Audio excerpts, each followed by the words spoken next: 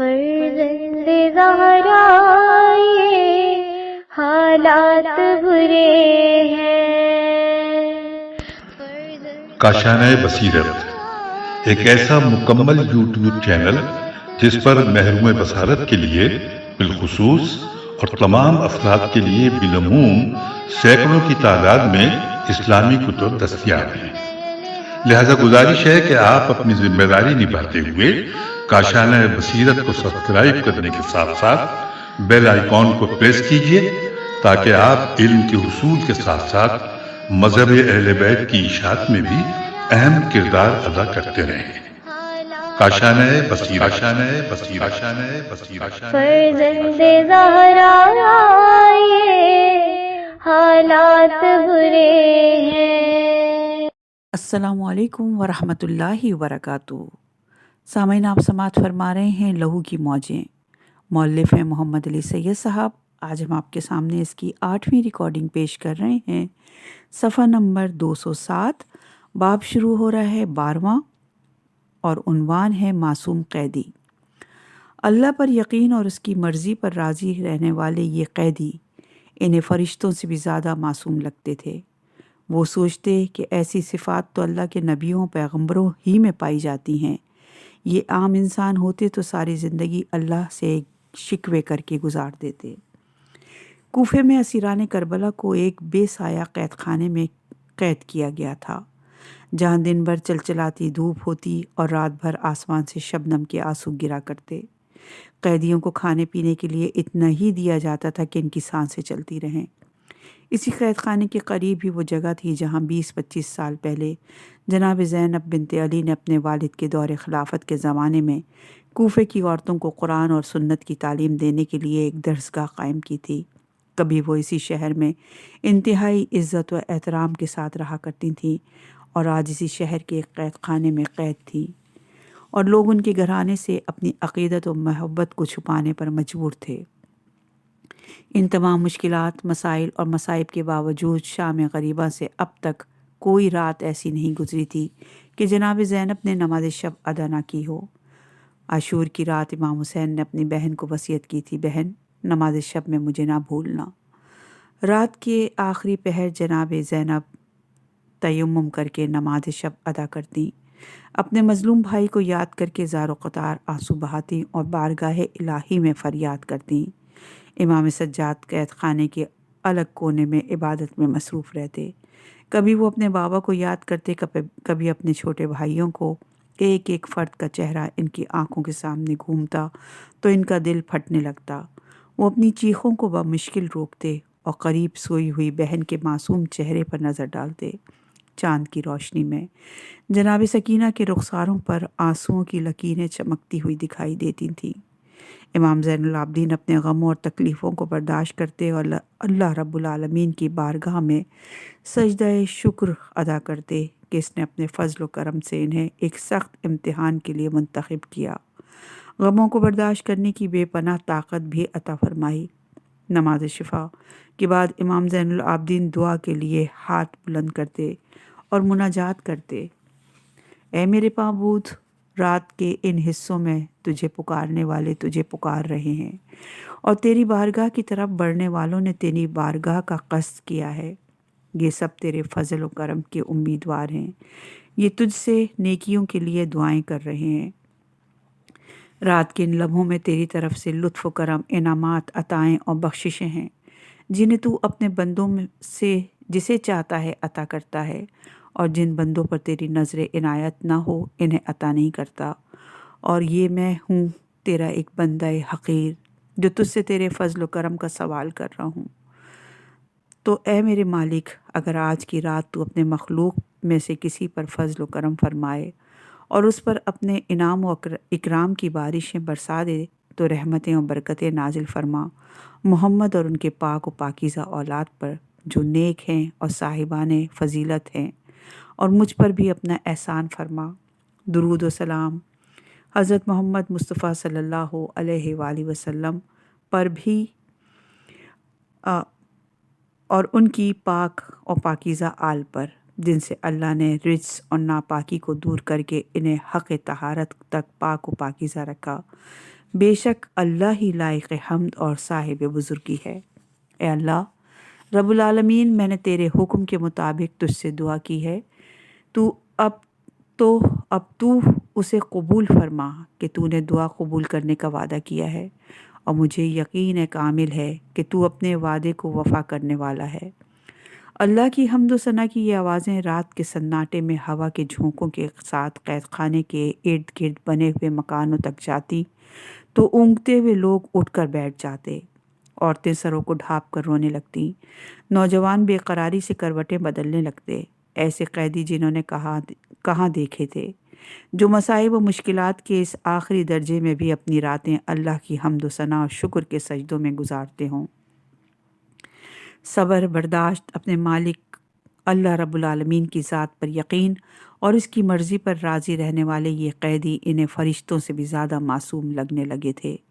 وہ سوچتے تھے کہ ایسی صفات تو نبیوں پیغمبروں ہی میں پائی جاتی ہیں۔ یہ قیدی اگر عام انسان ہوتے تو ساری زندگی اللہ سے شکوہ ہی کرتے رہتے۔ قید خانے سے رات کے سناٹے میں پھیلنے والی حمد و ثنا کی ان مقدس آوازوں نے پہلے ہی قریبی گھروں کو منور کیا، پھر ان آوازوں کے تذکرے سینہ بسینہ شہر کے دوسرے گھروں، گلیوں اور بازاروں تک پہنچ گئے۔ ان قیدیوں کی شعلہ فشاں تقریریں بھی لوگوں کے ذہنوں میں گونجتی تھیں، اور اللہ کی بارگاہ میں ان کی دعائیں بھی دلوں کو نرم کرتی جا رہی تھیں۔ یزیدی پروپیگنڈے کے پردے چاک ہوتے جا رہے تھے، حق جیت رہا تھا، باطل ہارتا جا رہا تھا۔ ان قیدیوں نے رسول اللہ سے اپنی رشتہ داری کے ساتھ ساتھ اپنے ذاتی کردار و عمل سے بھی اپنی عظمت ثابت کر دی تھی۔ کوفے کے لوگوں کو اسلام کی نقاب کے پیچھے چھپے ہوئے مکروہ چہرے اب صاف نظر آنے لگے تھے۔ وقت گزرتا جا رہا تھا، پھر ایک دن جب ابن زیاد کا قاصد، جو شام میں یزید کی فتح کی خوشخبری سنانے اور قیدیوں کے بارے میں ہدایات لینے گیا تھا، کوفے لوٹ کر آیا تو ابن زیاد نے یزید کے حکم کے مطابق آل رسول کے ان قیدیوں کو یزید کے سامنے روانہ کرنے کے انتظامات شروع کر دیے۔ شہیدوں کے کٹے ہوئے سروں کو صندوقوں میں بند کر کے شمر، خولی، زجر بن قیس اور عمر ابن حجاج کے ذریعے دربار یزید میں بھیجنے کے لیے تیار کیا گیا۔ ابن زیاد کی فوج کا ایک بڑا دستہ بھی حفاظت کی غرض سے ان لوگوں کے ساتھ تھا۔ آل رسول کے تمام قیدیوں کو رسیوں میں باندھا گیا تھا۔ امام حسین کے بیٹے کے گلے میں لوہے کا طوق، ہاتھوں میں زنجیریں اور پاؤں میں بیڑیاں ڈال دی گئی تھیں۔ اونٹ پر بٹھانے کے بعد امام زین العابدین علیہ السلام کے پیروں میں دوبارہ رسی باندھ کر اسی رسی کو اونٹ کے پیٹ کے نیچے کس دیا گیا۔ ایک اور رسی آپ کی گردن میں باندھ دی گئی اور اس کا دوسرا سرا اونٹ کے کجاوے سے باندھ دیا گیا تاکہ سفر کے دوران وہ اونٹ سے نیچے نہ گر پڑیں۔ آل رسول کے ان محترم قیدیوں کے لیے ابن زیاد نے اپنے فوجیوں کو بہت واضح ہدایات دی تھی۔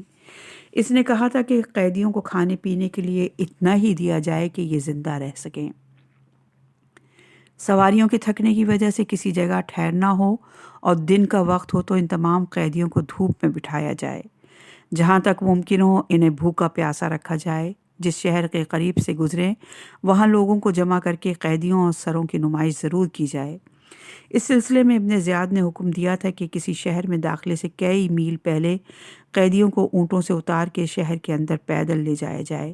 اسی طرح نمائش کے بعد انہیں پیدل ہی شہر سے باہر اپنے کیمپ تک لایا جائے۔ ابن زیاد کی یہ ظالمانہ ہدایات رسول اسلام اور اس کے گھرانے سے اس کی نفرت کا منہ بولتا ثبوت تھیں۔ ان تمام احکامات کے ساتھ رسول اللہ کے خاندان کے قیدی، عورتوں اور بچوں کا یہ قافلہ ایک دن کوفے سے روانہ ہو گیا۔ راستے تماشائیوں سے بھرے ہوئے تھے۔ یہ سارے تماشائی کافر، مشرک، یہودی اور عیسائی نہیں تھے۔ یہ سب لوگ رسول اسلام کا کلمہ پڑھتے تھے اور ان کی آنکھوں کے سامنے ان کے رسول کی اہل بیت کو انتہائی ذلت اور رسوائی کا سامنا پڑ رہا تھا۔ تماشائیوں کے اس ہجوم میں اہل بیت کے چاہنے والے بھی موجود تھے، مگر ان کی تعداد آٹے میں نمک کے برابر تھی۔ زیادہ تر شیعان اہل بیت کوفے کے ٹارچر سیلوں میں بند تھے۔ یہ کربلا کے مارکے میں شہید ہو چکے تھے۔ بہت سے لوگ منہ پھیر پھیر کر رو رہے تھے اور ان کے دلوں میں نفرت اور انتقام کی چنگاریاں سلگ رہی تھیں۔ صفحہ نمبر ہے 214، باب شروع ہو رہا ہے 13واں، عنوان ہے لہو کی روشنی۔ قیدیوں کا قافلہ شام کی طرف بڑھ رہا تھا۔ لہو کی روشنی بے خبری، بے عملی اور مایوسی کے اندھیروں کو دور کرتی جا رہی تھی۔ آسمان سے آگ برستا سورج اب مغرب میں اتر رہا تھا۔ گرم ہوا کے صحرائی بگولے ٹیلوں، میدانوں، راستوں پر چکراتے پھر رہے تھے۔ پریشان حال، غمزدہ اور مظلوم قیدیوں کا قافلہ انسانی شکل والے درندوں اور صفاق قاتلوں میں گھرا ہوا کربلا سے گزر کر منزل قادسہ کی طرف بڑھ رہا تھا۔ آل محمد کے ان قیدی عورتوں اور بچوں کو کربلا کے اس میدان میں سے گزارا گیا تھا جہاں ابھی کچھ دن پہلے انہی فوجیوں نے خاندان اہل بیت اور ان کے چاہنے والے تمام افراد کو بے دردی سے قتل کیا تھا۔ ان کی لاشوں کو کھلے میدان میں چھوڑ کر اگلے دن یہ درندے جشن منانے کوفے چلے گئے تھے۔ یزیدی فوجی اب ان مظلوم قیدیوں کو اپنے خلیفہ یزید ابن معاویہ کے دربار میں پیش کرنے کے لیے شام لے جا رہے تھے۔ کوفے کے گورنر عبید اللہ ابن زیاد نے اپنے فوجیوں کو ہدایات کی تھی کہ ان قیدیوں کے ساتھ کسی قسم کی رعایت نہ کی جائے۔ خاندان رسول اسلام کو جس قدر ممکن ہو تکلیف اور اذیت میں مبتلا کیا جائے۔ اس نے یہ بھی کہا تھا کہ راستے کی ہر آبادی میں رسول اسلام کے ان قیدی رشتہ داروں، عورتوں اور بچوں کی نمائش کی جائے۔ جن آبادیوں میں مسلمانوں کی اکثریت ہو وہاں ان قیدیوں کو حکومت اسلامی کے خلاف بغاوت کرنے والے باغیوں کے رشتہ داروں کے طور پر متعارف کرایا جائے۔ جن قصبوں اور شہروں میں یہودیوں اور عیسائیوں کی اکثریت ہو وہاں فخریہ طور پر یہ بتایا جائے کہ یہ قیدی عورتیں اور بچے محمد ابن عبداللہ کی اولاد ہیں، جنہوں نے مکہ اور مدینے کی عیسائیوں، یہودیوں اور بت پرستوں کو شکست دی تھی۔ ابن زیاد کی ہدایت پر عمل کرتے ہوئے یزیدی فوجیوں نے کوفے سے نکل کر پہلا کربلا کا رخ کیا۔ وہ چاہتے تھے کہ حسین ابن علی کے خاندان کی بیوہ عورتوں اور یتیم بچوں کو ان کے رشتہ داروں کی لاشوں کے قریب سے گزارا جائے۔ یزیدی درندوں کا خیال تھا کہ کربلا کے شہیدوں کی لاشیں میدان کربلا کی دھوپ میں بے گور و کفن پڑی ہوں گی، لیکن جب یہ قافلہ کربلا کے میدان میں پہنچا تو یہاں دوسرا ہی منظر تھا۔ 11 محرم کو جب تمام یزیدی فوجی چلے گئے تو وہاں آباد قبیلہ بنی اسد کی عورتوں نے اپنے مردوں کو شرم دلائی کہ رسول اللہ کے نواسے حسین ابن علی نے یہ ساری زمین تم سے خرید کر واپس تمہارے نام کر دی تھی اور کہا تھا کہ زمین اب تمہاری ملکیت ہے۔ شرط یہ ہے کہ یزیدی فوج کے جانے کے بعد تم لوگ ہماری لاشوں کو زمین میں دفن کر دینا۔ عورتوں نے مردوں سے کہا کہ اب تو یہاں کوئی خطرہ نہیں، اب تم آگے بڑھو اور ان مقدس لاشوں کو سپرد خاک کرو۔ اگر تم یہ کام نہیں کرو گے تو پھر ہم عورتیں اور بچے اس فریضے کو ادا کریں گے۔ یہ سن کر بنی اسد کے مردوں کو غیرت آئی۔ پھر ان سب مردوں، عورتوں اور بچوں نے مل کر میدان کربلا میں قبریں کھودنا شروع کیں۔ ابھی وہ قبریں کھود رہے تھے کہ کوفے کی طرف سے ایک اونٹ سوار وہاں آ پہنچا۔ اس نے بنی اسد کے لوگوں کو بتایا کہ کون سی لاش کس شہید کی ہے اور ان تمام لاشوں کو کس طرح اور کہاں سپرد خاک کیا جائے۔ یہ سوار کوئی عام انسان نہیں تھا، یہ حسین ابن علی کے بڑے بیٹے اور امام وقت امام زین العابدین تھے، جو معجزانہ طور پر وہاں پہنچے تھے۔ ائمہ معصومین اپنی زندگی میں عام انسانوں کی طرح تمام تکلیفیں برداشت کرتے ہیں۔ دنیا کے دکھ، سکھ، صدمے اور مصیبتیں ہر امام پر بھی اسی طرح گزرتی ہیں جس طرح عام انسانوں پر گزرتی ہیں۔ حقیقت تو یہ ہے کہ ان کی مصیبتیں اور مشکلات عام انسانوں پر پڑنے والی مصیبتوں سے کہیں زیادہ شدید اور تکلیف دہ ہوتی ہیں، لیکن امام اپنی محیر العقول طاقتوں کو بھی اپنی مصیبتوں کو دور کرنے کے لیے استعمال نہیں کرتے۔ عقلوں کو حیران کر دینے والی خداداد صلاحیتوں کو امام صرف ناگزیر حالت میں ہی استعمال کرتے ہیں۔ علی ابن الحسین کوفے کے قیدیوں میں تھے، کوفے کے قید خانے میں تھے اور ساری تکلیفیں برداشت کر رہے تھے، لیکن آپ نے معجزانہ طاقت کو اپنی مشکلات کو دور کرنے کے لیے استعمال نہیں کیا تھا۔ آپ نے اپنی اس طاقت کو اس وقت استعمال کیا جب کربلا کے میدان میں شہدائے کربلا کی قبریں تیار ہو رہی تھیں، اس لیے کہ امام کی نماز جنازہ صرف امام وقت ہی پڑھا سکتا ہے۔ امام حسین اپنے وقت کے امام تھے، ان کی نماز جنازہ پڑھانا اور انہیں سپرد خاک کرنا اب ان کے بیٹے اور امام وقت علی ابن الحسین کی ذمہ داری تھی۔ اس ذمہ داری کو ادا کرنے کے لیے علی ابن الحسین اپنی خصوصی طاقت کے ذریعے کوفے کے قید خانے سے کربلا پہنچے تھے۔ یزیدی فوج کا دستہ خاندان رسالت کی قیدی عورتوں اور بچوں کو لے کر یہاں پہنچا تو وہاں کسی شہید کی لاش موجود نہیں تھی۔ وہاں چند قبریں تھیں جنہیں دیکھ کر بے پناہ تقدس، احترام اور گہری اداسی کا احساس ہوتا تھا۔ اونٹوں پر بندھے ہوئے بچوں اور عورتوں کی آنکھوں سے آنسو بہہ رہے تھے۔ کئی خواتین چاہتی تھیں کہ نیچے اتر کر ان شہیدوں کو سلام کریں، لیکن یزیدی فوجیوں نے اونٹوں کو تیزی سے ہکانا شروع کر دیا۔ یزیدی فوجی قیدی عورتوں اور بچوں کو ان کے عزیزوں کی بے گور و کفن لاشیں دکھانے یہاں لائے تھے، مگر لاشیں دفن کی جا چکی تھیں، اس لیے اب یہاں ٹھہرنے سے انہیں کوئی فائدہ نہیں تھا۔ اب انہیں قادسیہ پہنچنے کی جلدی تھی۔ یزیدی حکومت نے منصوبہ بنایا کہ رسول اللہ کے خاندان کے تمام مردوں کو قتل کر کے اہل بیت رسول اللہ صلی اللہ علیہ وآلہ وسلم کو قیدیوں کی طرح اہل بیت رسول کو قیدیوں کی طرح تمام قصبوں، شہروں اور آبادیوں میں گھمایا جائے۔ اس منصوبے کے پیچھے ان کے کئی مقاصد تھے۔ ان قیدیوں کو کہیں حکومت کے باغیوں کے طور پر پیش کرنا تھا اور کہیں رسول اسلام کے اہل بیت کے طور پر۔ ان کے خیال میں اس طرح عوام یزیدی حکومت کی فوجی طاقت سے خوفزدہ ہو جائیں گے اور اہل بیت کو اس طرح قیدی بنا دیکھ کر عوام کے دلوں سے رسول اسلام کی محبت اور عقیدت ختم ہو جائے گی۔ یزیدی حکومت کا اصل نشانہ اسلام اور رسول اسلام تھے۔ وہ عوام کو بتانا چاہتے تھے کہ جو شخص بھی دین اسلام کی حمایت کرے گا، اس کا وہی حشر ہوگا جو حسین ابن علی اور ان کے خاندان والوں کا ہوا ہے۔ یزیدی کارندے عوام کے دلوں میں یہ بات بٹھا دینا چاہتے تھے کہ جب رسول کا نواسہ اور علی ابن ابی طالب کا بیٹا حکومت کا مقابلہ نہیں کر سکا تو پھر شام، عراق، مصر اور ایران میں کس کی مجال ہے جو حکومت وقت سے ٹکر لینے کا تصور بھی کر سکے۔ شیطان کے نمائندے اپنے خفیہ چالیں چل رہے تھے، اللہ کے نمائندے مکمل صبر برداشت کر رہے تھے، دلیری اور بہادری کے ساتھ اپنے طے شدہ منصوبے پر عمل کر رہے تھے۔ یزید کے فوجیوں کے ساتھ شیطان تھا، آل رسول کے قیدیوں کے ساتھ اللہ رب العالمین کی مدد شامل تھی۔ اس لیے یہ قافلہ جب شام کے وقت قادسیہ کی منزل پر ٹھہرا تو ایک پراسرار واقعے نے یزیدی فوجیوں کو ہلا کر رکھ دیا۔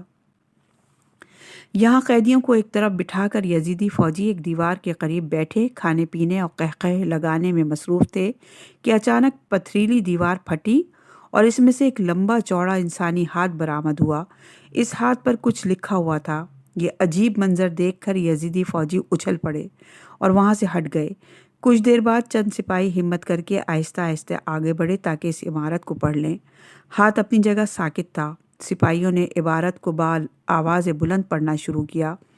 وہ لوگ جنہوں نے رسول اللہ کے بیٹے کو قتل کیا، کیا قیامت کے روز حسین ابن علی کے جد سے شفاعت کی امید کر سکتے ہیں؟ خدا کی قسم، اللہ کے رسول ہرگز ان کی شفاعت نہیں کریں گے۔ قاتلان حسین ہمیشہ کے عذاب میں گرفتار رہیں گے۔ سپاہی نے جب یہ عبارت پڑھ لی تو دیوار میں نکلنے والا ہاتھ دیوار کے اندر واپس چلا گیا اور دیوار اسی طرح برابر ہو گئی۔ یزیدی فوجیوں کے نوالے حلق میں اٹک گئے۔ خوف کے مارے نہ کسی سے کچھ کھایا گیا نہ پیا گیا۔ صبح سویرے انہوں نے جلدی وہاں سے نکلنے کا پروگرام بنایا، لیکن جب وہ لوگ اونٹوں اور گھوڑوں پر سوار ہو چکے تو اس وقت آندھی کے تیز جھکڑ چلنے لگے۔ پھر اچانک آندھی رکی اور گہرا سناٹا چھا گیا اور ایک آواز فضا میں گونجنے لگی۔ کسی کی سمجھ میں نہیں آ رہا تھا کہ یہ آواز کس طرف سے آ رہی ہے۔ تم نے اپنے رسول کے دنیا سے چلے جانے کے بعد ان کے اہل بیت کے ساتھ کیا سلوک کیا؟ ان کے مردوں کو خاک و خون میں ملا دیا اور ان کے بچوں اور عورتوں کو قیدی بنا لیا۔ جب رسول اللہ قیامت کے دن تم سے پوچھیں گے تو تم انہیں کیا جواب دو گے؟ یہ جملے فضا میں بار بار گونج رہے تھے، مگر بولنے والا دکھائی نہیں دیتا تھا۔ خوف کے مارے فوجیوں کی حالت غیر ہو گئی۔ وہ جلد از جلد اس جگہ سے نکل جانا چاہتے تھے۔ انہوں نے اپنے گھوڑوں کو ایڑ لگائی، اونٹوں کو ہکایا، گرد و غبار کا طوفان اٹھا اور یہ قافلہ آگے بڑھنے لگا۔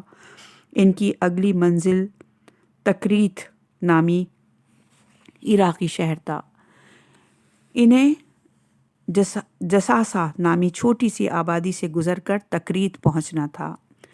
تکریت کے یزیدی حکمران کو اس واقعے کی اطلاع مل چکی تھی۔ اس نے راستوں کو رنگ برنگے جھنڈوں سے سجانے کا حکم دیا۔ میراثی اور گانے بجانے والی عورتوں کے طائفے بلائے گئے۔ ارد گرد کے رہنے والے معززین کو مدعو کیا گیا تاکہ حکومت کے باغیوں کے سردار اور قیدی عورتوں اور بچوں کا قافلہ تکریت سے گزرے تو وہاں جشن جیسا سما نظر آئے۔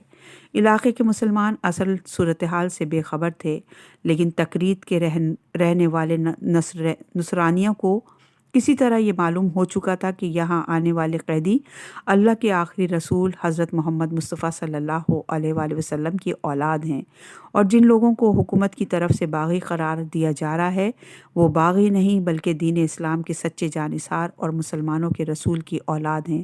اسی لیے تمام نصرانیوں نے اپنے اپنے گھروں کے دروازے بند کر لیے اور اپنے مذہب کے مطابق توبہ اور استغفار کرنے لگے۔ یہ خبر اڑتی اڑتی مسلمانوں تک بھی پہنچی تو خوشیاں منانے والوں کے دل بجھ گئے۔ نوجوان صدمے اور غصے سے بے حال تھے۔ انہوں نے یزیدی فوج پر حملہ کرنے کا پروگرام بنایا، مگر انہی نوجوانوں کے درمیان حکومت کے جاسوس بھی موجود تھے۔ انہوں نے یہ خبر تکریت کے حکمران کو پہنچا دی۔ حکمران نے مصلحت وقت دیکھتے ہوئے قیدیوں کی نمائش کرنے والے یزیدی دستے کو پیغام بھیجا کہ شہر کے حالات ٹھیک نہیں ہیں، ممکن ہے مشتعل مسلمان ان پر حملہ آور ہو جائیں۔ یہ سن کر یزیدی فوجی دستے نے شہر میں داخل ہونے کا ارادہ ترک کر دیا اور تکریت کے باہر سے نکلتے ہوئے دیر عرو اور وادی نہلا میں پہنچے۔ یہاں سے یہ قافلہ مرشاد نامی آبادی میں ٹھہر کر ارمینا سے ہوتا ہوا لبنہ نامی شہر جا پہنچا۔ لبنہ کے مسلمانوں کو اصل صورتحال کا علم ہو چکا تھا۔ یزیدی فوجی شہر کے قریب پہنچے تو لبنہ شہر کے مرد، عورتیں، جوان اور بچے اپنے اپنے گھروں سے نکل آئے۔ وہ قیدیوں کو دیکھ کر زار و قطار رو رہے تھے اور قاتلان امام حسین پر لعنت بھیج رہے تھے۔ اس وقت تمام مسلمان سیسا پلائی دیوار بن کر کھڑے ہو گئے۔ انہوں نے چیخ کر یزیدی فوجیوں پر لعنت بھیجی اور کہا، اولاد انبیاء کے قاتلوں، سفاق انسانوں کی شکل والے بھیڑیوں، ہمارے شہر سے نکل جاؤ۔ یزیدی فوجیوں نے یہ حالت دیکھی تو شہر کے دروازے سے واپس لوٹ گئے۔ وہاں سے یہ قافلہ کہیلا پہنچا۔ کہیلا میں آرام کر کے یزیدی فوجی جبنینا نامی آبادی کی طرف بڑھنے لگے۔ جبینہ کے مسلمان سارے واقعے سے باخبر تھے۔ یزیدی دستے کی آمد کی خبر سن کر 4000 سے زیادہ جوان جنگ کے لیے تیار ہو گئے۔ یہ خبر یزیدی فوجیوں کو ملی تو انہوں نے جبینہ نامی جانے کے بجائے ایک دوسرا راستہ اختیار کیا اور تل افر سے ہوتے ہوئے موصل نامی شہر کی طرح بڑھنے لگے۔ موصل کا حکمران متعصب نہیں تھا، اس کے دل میں اللہ اور رسول کا کسی حد تک خوف موجود تھا۔ اس نے شہر کے معززین کو بلا کر ان سے مشورہ کیا۔ سب لوگوں نے اسے رائے دی کہ شہر میں اہل بیت کے قیدیوں اور شہیدوں کے سروں کی نمائش نہ کرائی جائے۔ موصل کا حکمران بھی یہی چاہتا تھا۔ اس نے یزیدی فوجی دستے کے لیے کھانے پینے کا سامان شہر سے دور ہی انہیں بھجوا دیا اور انہیں یہ پیغام بھیجا کہ موصل شہر کے مسلمان سخت مشتعل ہیں، فوجی دستے پر حملہ ہو سکتا ہے، اس لیے وہ لوگ اس طرف نہ آئیں۔ یزیدی فوجیوں نے موصل سے 3-4 میل دور ٹھہر کر رات گزاری اور اگلے دن وہاں سے نصیبین نامی شہر میں پہنچے۔ یہاں کا حکمران سخت ظالم انسان تھا۔ اس نے شہر کو سجانے کا حکم دے رکھا تھا۔ یہاں کی زیادہ تر آبادی یزیدی حکومت کی وفادار تھی۔ شہیدوں کے کٹے ہوئے سر اور قیدیوں کا قافلہ جب نصیبین کے بازاروں سے گزرا تو وہاں کے لوگ خوشی کے نعرے بلند کرنے لگے۔ مکانوں کی چھتوں پر تماشا دیکھنے والی عورتوں نے رسول کے گھرانے کی قیدی عورتوں اور بچوں کو پتھر مارنا شروع کر دیے۔ یزیدی فوجیوں نے نصیبین میں داخل ہونے سے پہلے آل محمد کی ان محترم خواتین اور بچوں کے ہاتھ پیچھے باندھ دیے تھے اور ان سب کو ایک ہی رسی میں باندھ کر انتہائی ذلت و رسوائی کے ساتھ شہر میں لے کر آئے تھے۔ چھت پر چڑھی ہوئی عورتوں نے قیدیوں پر پتھر برسانا شروع کیے تو آل رسول کی محترم خواتین اور بچوں کے لیے اپنے چہروں کو پتھروں سے بچانا ممکن نہیں تھا۔ بی بی زینب بنت علی نے جب اپنے خاندان کے ایک بچے کے ماتھے سے خون بہتے دیکھا تو ان کی قوت برداشت جواب دے گئی۔ آپ نے آسمان کی طرف دیکھا اور اس شہر لوگوں کے لیے بد دعا کی، اے ہمارے پالنے والے، اس شہر کے رہنے والوں کو ان کے ظلم کی ایسی سزا دے جسے یہ کبھی نہ بھول سکیں۔ یزیدی فوجی قیدیوں کی نمائش کر کے باہر نکل رہے تھے کہ تیز ہوائیں چلنے لگیں۔ دیکھتے ہی دیکھتے آسمان بادلوں پر چھا گیا اور کالے کالے بادلوں میں بجلی چمکنے لگی۔ بجلی کی گرج چمک اتنی تیز تھی کہ وہ لوگ خوفزدہ ہو کر اپنے گھروں میں چھپ گئے۔ پھر ذرا ہی دیر میں بعد سارا شہر بادلوں کی تیز گڑگڑاہٹ سے لرز کر رہ گیا۔ اس کے ساتھ ہی آسمان سے بجلی کا ایک کوندا زمین کی طرف لپکا اور دیکھتے ہی دیکھتے آدھے شہر میں آگ بھڑک گئی۔ آل رسول پر پتھر برسانے والی عورتیں اور ان کے گھر کے افراد جل کر کوئلوں میں تبدیل ہو چکے تھے۔ جشن منانے والے جلے ہوئے مکانوں کے ڈھیر سے اپنے رشتہ داروں کی لاشوں کو نکالنے میں مصروف ہو گئے تھے۔ یزیدی فوجی دستے نے یہ منظر دیکھا تو فوراً ہی شہر سے نکل گیا۔ نصیبین کے بعد اس قافلے کا رخ قریہ الاخوین نامی شہر کی جانب تھا۔ یہ شہر 2 بھائیوں نے آباد کیا تھا۔ یہ دونوں بھائی شامی حکومت کے حامی تھے۔ ایک بھائی جنگ صفین میں قتل ہو چکا تھا، اب اس کا بیٹا اپنے چچا کے ساتھ اس شہر میں رہتا تھا۔ شہر کے 2 بڑے دروازے ان دونوں بھائیوں کے نام سے مشہور تھے۔ اس وقت چچا حکمران تھا۔ چچا اور بھتیجے کو جب یہ اطلاع ملی کہ حسین ابن علی کا سر اور ان کے خاندان کے قیدی کوفے سے دربار یزید میں پیش ہونے کے لیے شام جا رہے ہیں تو ان دونوں کی خوشی کی انتہا نہ رہی۔ انہوں نے شہر کو خوب سجایا۔ راستوں پر ڈھول تاشے باجے بجانے والے اور ناچنے والی عورتوں کو کھڑا کیا گیا۔ لیکن یزید کا فوجی دستہ شہر کے قریب پہنچا تو عین وقت پر چچا بھتیجے میں اس بات پر تکرار ہو گئی کہ فوجی دستے کو شہر کے دونوں دروازوں میں سے کس دروازے سے اندر آنے دیا جائے۔ چچا چاہتا تھا کہ قیدیوں کا قافلہ اس کے نام سے موسوم دروازے سے شہر میں داخل ہو۔ بھتیجے کی ضد تھی کہ ان قیدیوں کو اس کے باپ سے منسوب دروازے سے اندر آنے کی دعوت دی جائے۔ یہ بحث و تکرار اتنی بڑھی کہ دونوں طرف سے تلواریں نکل آئیں اور دیکھتے ہی دیکھتے قریہ الاخوین کے گلی کوچوں میں 10 بدس لڑائی ہونے لگی۔ اس لڑائی میں شہر کا حاکم سلیمان مارا گیا۔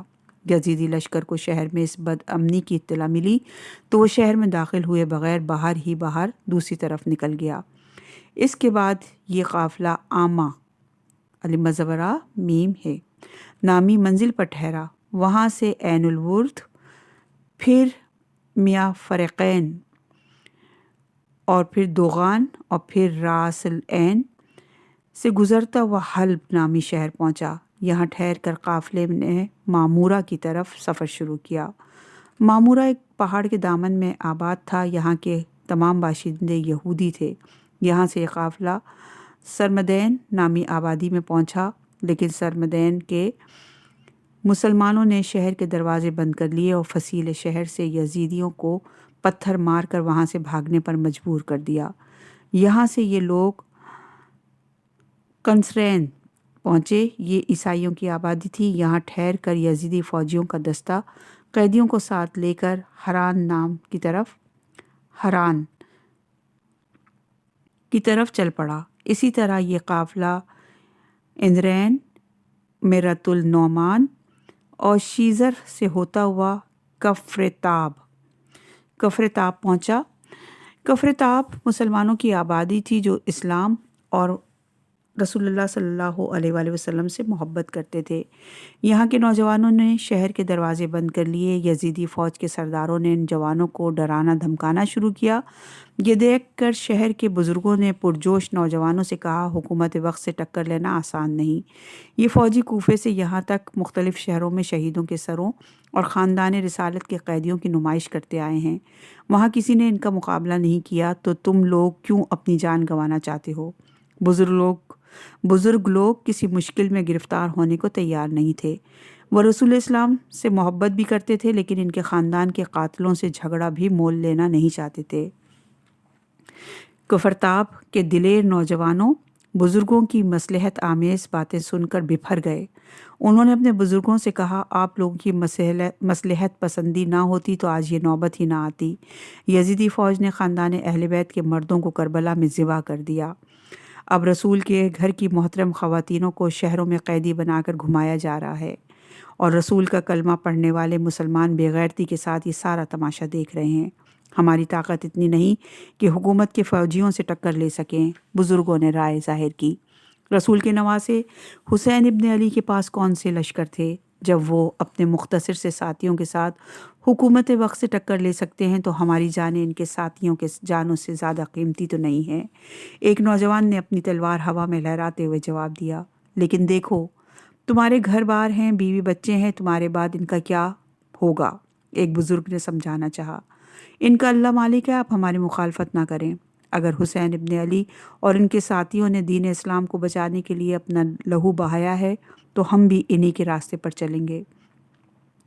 ایک پرجوش نوجوان نے دو ٹوک انداز میں جواب دیا۔ بزرگوں نے شرمندگی سے سر جھکا لیے، پھر وہ اپنے اپنے گھروں میں گئے اور اپنی تلواریں اور ڈھالیں لے کر ان نوجوانوں کے ساتھ آ کر شامل ہو گئے۔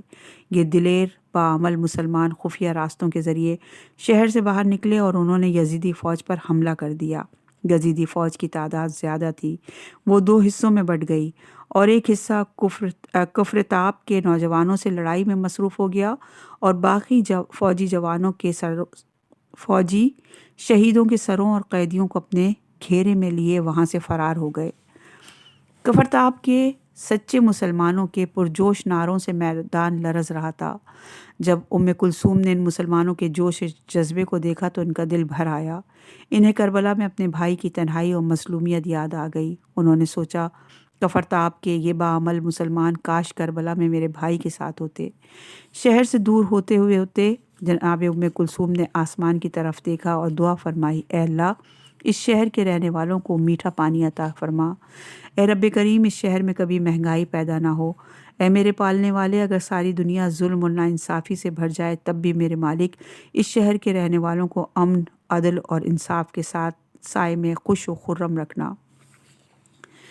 کفرتاب سے یہ قافلہ ہماتا آیا، یہاں سے نکل کر یزیدی حمص نامی شہر میں داخل ہوئے، لیکن یہاں کے باشندوں نے یزیدی فوجیوں پر اتنے پتھر برسائے کہ 25 سے زیادہ فوجی ہلاک ہو گئے۔ باقی فوجی بڑی تیزی کے ساتھ یہاں سے نکل بھاگے۔ انہیں اپنے تعاقب کا خوف تھا، اس لیے بالبک نامی شہر پہنچنے کے لیے عام راستے کو چھوڑ کر انہوں نے اپنا سفر جاری رکھا۔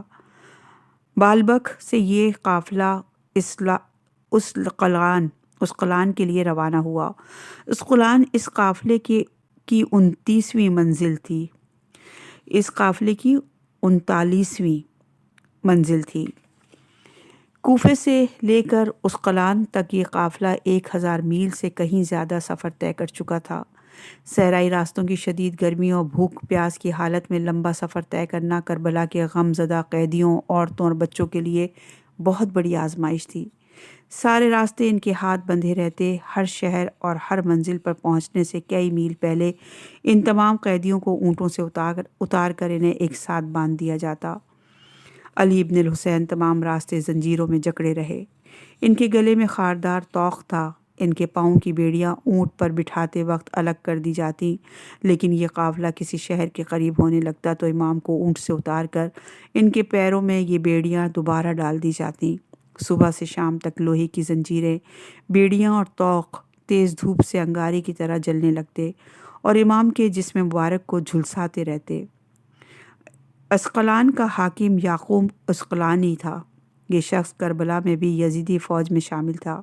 اس نے اپنے شہر میں جشن فتح منانے کا اہتمام کر رکھا تھا۔ سارا شہر خوشیوں کے رنگ میں ڈوبا ہوا تھا۔ قیدیوں کا تھکا ماندہ قافلہ اسقلان کے بازاروں سے گزرنے لگا تو وہاں کے باشندوں کا جوش و خروش عروج پر تھا۔ ہجوم میں ایک تاجر بھی موجود تھا جو کسی اور شہر سے یہاں پہنچا تھا۔ زریر خزائی نامی یہ تاجر خاندان اہل بیت کے چاہنے والوں میں سے تھا۔ اس نے کسی فوجی سے پوچھا کہ یہ کٹے ہوئے سر کن باغیوں کے ہیں؟ ان کا سردار کون تھا؟ یزیدی سپاہی نے اسے بتایا کہ یہ حسین ابن علی کا سر ہے اور یہ قیدی عورتیں اور بچے انہی کے خاندان کے ہیں۔ زریر کانپ رہ گئے۔ ان کا دل شدید غم سے پھٹنے لگا۔ اس کی آنکھوں سے آنسوؤں کا ریلا بہہ نکلا۔ وہ اسی طرح روتے روتے ہجوم سے گزرتا ہوا علی ابن الحسین کے قریب پہنچا، جو طوق و زنجیر میں جکڑے ہوئے بامشکل قدم بڑھا رہے تھے۔ ان کی مائیں، بہنیں اور بچیاں رسیوں میں بندھی ہوئی تھیں، سر ننگے گردن جھکائے آگے بڑھ رہے تھے۔ ان خواتین اور بچوں کے قریب ہی یزیدی فوجی بنو ہاشم کے 18 شہیدوں کے سروں کو نیزوں پر اٹھائے فتح کے نعرے بلند کرتے ہوئے غرور و تکبر کے ساتھ آگے بڑھ رہے تھے۔ زریر خزائی کی آواز حلق میں پھنس کر رہ گئی۔ وہ تو بس علی ابن الحسین کو دیکھے جا رہا تھا اور آنسو بہائے جا رہا تھا۔ امام نے اس کی طرف دیکھا۔ اے اللہ کے بندے، تمہیں کیا ہوا؟ تم لوگ تو ہمیں اس حال میں دیکھ کر خوشی سے ناچ رہے ہیں اور تم ہو کہ آنسو بہا رہے ہو۔ امام نے تعجب سے پوچھا، میں تو زریر کی آواز شدت غم سے بھرائی ہوئی تھی۔ میں ایک تاجر ہوں، یہاں سے گزر رہا تھا۔ مجھے ابھی معلوم ہوا کہ آپ، کاش میری آنکھیں اندھی ہو جاتی اور میں یہ منظر نہ دیکھتا۔ زریر نے زار و قطار روتے ہوئے بامشکل کہا، تم مجھے اہل بیت رسول سے محبت کرنے والے معلوم ہوتے ہو۔ علی ابن الحسین نے فرمایا، میرے آقا، میں آپ کا غلام ہوں، آپ مجھے حکم دیں، آپ کے لیے میری جان بھی حاضر ہے۔ زریر نے آنسو بہاتے ہوئے کہا، ہم تو خود قیدی ہیں، کس کو کیا حکم دے سکتے ہیں؟ امام کے لہجے میں افسردگی تھی۔ ہاں، تم ایک کام کر سکو تو اللہ تمہیں اجر ضرور دے گا، آپ نے فرمایا۔ زریر نے اپنے آنسو آستین سے پہنچتے ہوئے پوچھا، جی عرض کریں، اگر تمہارے بس میں ہو تو میرے مظلوم بابا کا سر اٹھانے والے فوجی سے کہو کہ وہ بابا کے سر کو لے کر آگے کی طرف چلا جائے، تاکہ ہمارے گھر کی خواتین پر نگاہیں ڈالنے والے یہ تماشبین بابا کے سر کی طرف متوجہ ہو جائیں۔ یہ کہتے کہتے علی ابن الحسین کی آنکھوں سے آنسو بہنے لگے۔ زریر خزائی تیزی سے اس فوجی کے پاس گیا اور اس کو 50 دینار دے کر اس بات پر راضی کر لیا کہ وہ امام حسین کے سر کو لے کر آگے بڑھ جائے۔ وہ سپاہی ذرا آگے بڑھا کہ سیدت شہداء کے لبوں کو حرکت ہوئی، آپ کے خون میں ڈوبے ہوئے ہونٹوں سے تلاوت قرآن کی آواز بلند ہونے لگی۔ یہ دیکھ کر تماشا دیکھنے والے حیران ہو گئے اور ان کی توجہ آل محمد کی محترم خواتین کی طرف سے ہٹ کر سید الشہداء کے کٹے ہوئے سر کی جانب مبذول ہو گئی۔ زریر دوبارہ امام کے قریب پہنچا، کوئی اور حکم ہو تو بتائیں۔ اس نے ادب سے کہا، اگر تمہارے پاس کچھ چادریں ہوں تو جا کر خاندان رسالت کی ان محترم خواتین کو دے دو۔ امام علیہ السلام نے اس سے کہا۔ زریر کے تھیلے میں بہت ساری چادریں موجود تھے۔ اس نے سر جھکا کر یہ ساری چادریں خواتین کی طرف بڑھا دی۔ اسی وقت شمر نے اسے دیکھا، وہ اپنے گھوڑے کی باگیں موڑ کر اس طرف آیا۔ تم کون ہو اور کس کی اجازت سے یہ چادریں ان عورتوں کو دے رہے ہو؟ تمہیں معلوم نہیں کہ یہ عورت حکومت کے باغی ہیں؟ اس نے زریر خزائی کو ڈانٹتے ہوئے کہا، مجھے معلوم ہے ملعون، یہ حکومت کے باغی نہیں، رسول اسلام کی بیٹیاں ہیں، اور مجھے یہ بھی معلوم ہے کہ اسلام کے باغی تم ہو اور تمہارا حاکم یزید ہے۔ زریر کے لہجے میں چٹانوں کی سی سختی تھی۔ اسی وقت یزیدی فوجیوں نے خواتین سے چادریں چھیننا شروع کر دی۔ کئی سپاہی تلواریں لہراتے زریر خزائی کی طرف بڑھے۔ زریر نے بھی اپنی تلوار نکال کر ہوا میں لہرائی اور یزیدی سپاہیوں پر حملہ کر دیا۔ ہر طرف بھگدڑ مچ گئی۔ یزیدی سپاہی ہر طرف سے زریر پر حملہ کر رہے تھے۔ ایک تلوار اس کے سر پر پڑی اور زریر خزائی زمین پر گر گئے، بے حرکت ہو گئے۔ یزیدی فوجی اسے مردہ سمجھ کر آگے بڑھ گئے۔ کوفے سے اسقلان کے سفر میں پیش آنے والے واقعات یزیدی حکومت کی توقعات کے بالکل برعکس تھے۔ یزیدی فوجی مسلمانوں کو خوفزدہ کرنا چاہتے تھے، مگر ہر جگہ انہیں خود خوف کا سامنا کرنا پڑ رہا تھا۔ یزید اور اس کے فوجی سمجھ رہے تھے کہ ہمارے اس قدر ظلم و ستم کے بعد کوئی مسلمان سر اٹھانے کی جرت نہیں کرے گا، لیکن تکریت، لبنہ، جہانینہ، موصل، کفرتاب اور حماس نامی شہروں میں مسلمانوں نے یزیدی فوجیوں کے خلاف تلواریں کھینچ لی تھیں۔ کفرتاب میں تو باقاعدہ جنگ ہوئی تھی۔ عیسائیوں اور یہودیوں کے شہروں میں ایسے پراسرار واقعات رونما ہوئے تھے کہ یہاں کئی عیسائی پادریوں اور یہودی راہبوں نے ان قیدیوں اور شہیدوں کے سروں کو دیکھ کر یزید کو کھلے عام برا بھلا کہا تھا۔ یزید اور ابن زیاد نے آل محمد کو رسوا کرنے کے لیے ہر شہر میں ان قیدیوں اور سروں کی نمائشوں کا اہتمام کیا تھا، لیکن ان کے اس منصوبے کے ذریعے کوفے سے اسقلان تک کی تمام آبادیوں میں رہنے والے سچے مسلمان خواب غفلت سے بیدار ہو گئے تھے۔ نوجوانوں، بزرگوں اور عورتوں کے دلوں میں حکومت کے خلاف نفرت اور غصے کا لاوا پکنے لگا تھا، اور مایوسی میں ڈوبے ہوئے مسلمانوں کے دل اب ایک نئے جذبے کے ساتھ دھڑک رہے تھے۔ میدان کربلا سے اٹھنے والی سرخ آندھی آسمان پر پھیلتی جا رہی تھی۔ اسلام کے نقاب پوش دشمن بے نقاب ہوتے جا رہے تھے۔ کربلا کے گلابوں کی خوشبو اب شہروں، قصبوں، گھروں، بازاروں اور گلی کوچوں کو مہکا رہی تھی۔ زنجیروں کی جھنکار نے حکمرانوں کی نیندیں اڑا دی تھیں۔ محلات زلزلوں کی زد میں تھے۔ شہید کربلا کے لہو کی روشنی ظلم، ناانصافی، بے خبری، بے عملی اور مایوسی کے اندھیروں کو دور کرتی آگے بڑھی جا رہی تھی۔